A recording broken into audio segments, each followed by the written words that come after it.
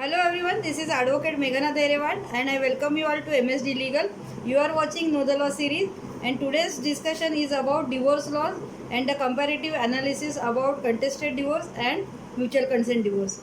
I want to inform you that all these topics which are covered under Know the Law series are also available in Marathi, and there are various topics which has been covered so far, and they are available on the channel, and you are requested to watch the same to enhance your legal knowledge. Now let us start with the today's topic.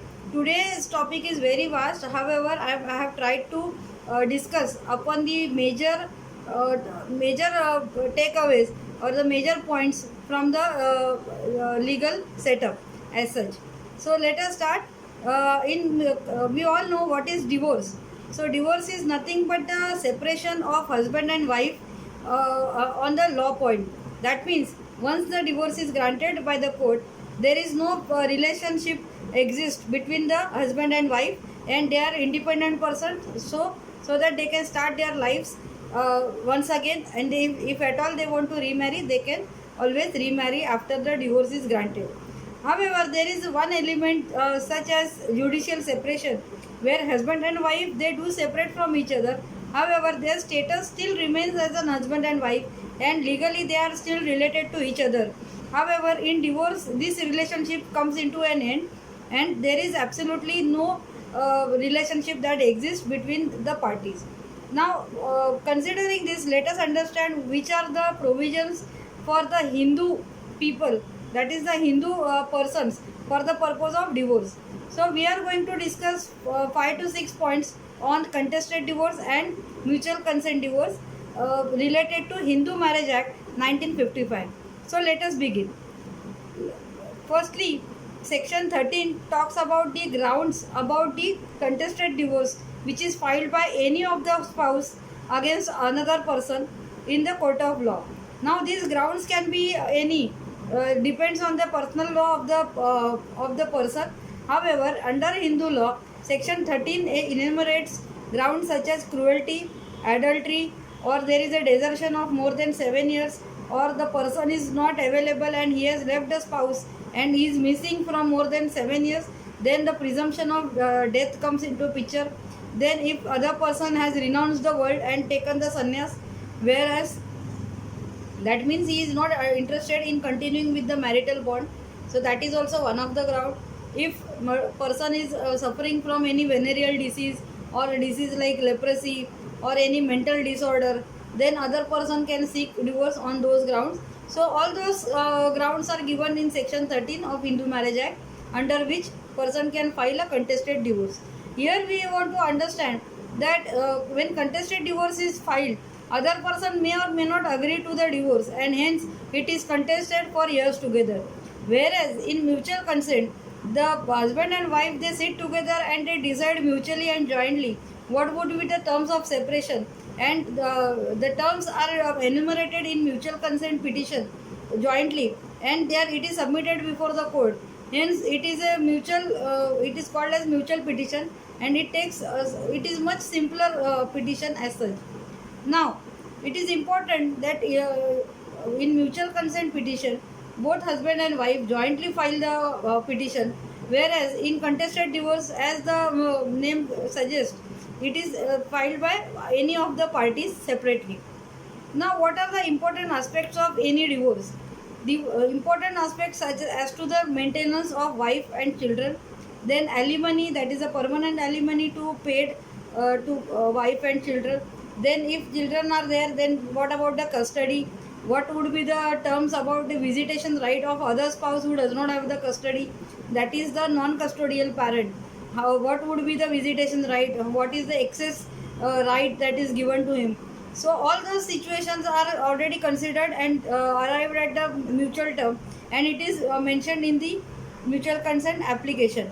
At the same time, if there is any joint assets or any joint properties, then what is the division of that property and how the sharing will happen, whether they will continue to hold the property jointly, or the person has to remove his stake and pay the other person. So all that decision is to be taken, and the respective agreed terms are to be mentioned in the mutual consent petition.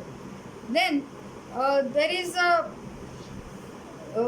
important understanding that we must take, that there is no specific ground has to be mentioned in case of mutual consent petition, as they have to show to the court that they have decided mutually that they do not wish to continue together as husband and wife, and therefore this petition is being filed.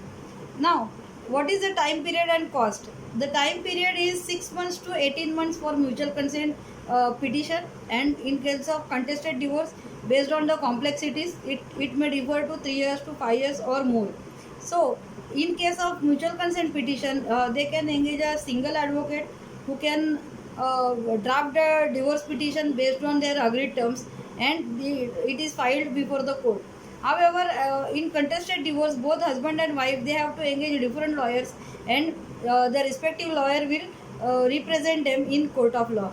Thus, it is very clear that in contested divorce, both time and money which is required for the filing of divorce is much higher than mutual consent petition. Now, let us look at the common aspects of both the type of applications. Firstly, divorce can be filed only for the marriages which are valid in initial. That means the marriages which are not valid since inception. For example, there is a marriage with a minor girl, or it is below the legal age, as 18 years for the girl and 21 years for the boy. So, if this marriage has happened below this age, then it is absolutely void since beginning, and therefore the question of divorce doesn't apply. That is why it is important to understand that marriage should be basically a valid marriage, so that the divorce can be admitted. Secondly, there is a cooling period which is required to be undergone by petitioners under mutual consent application.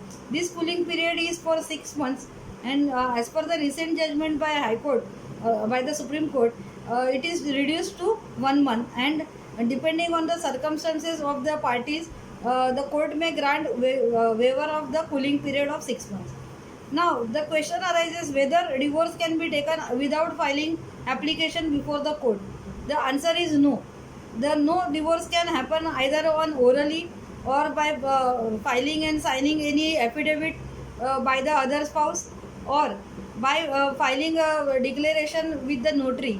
The divorce can only be granted by respective court having jurisdiction as per the Hindu Marriage Act, and the divorce decree is granted by the court itself, considering the grounds and the merits of the case.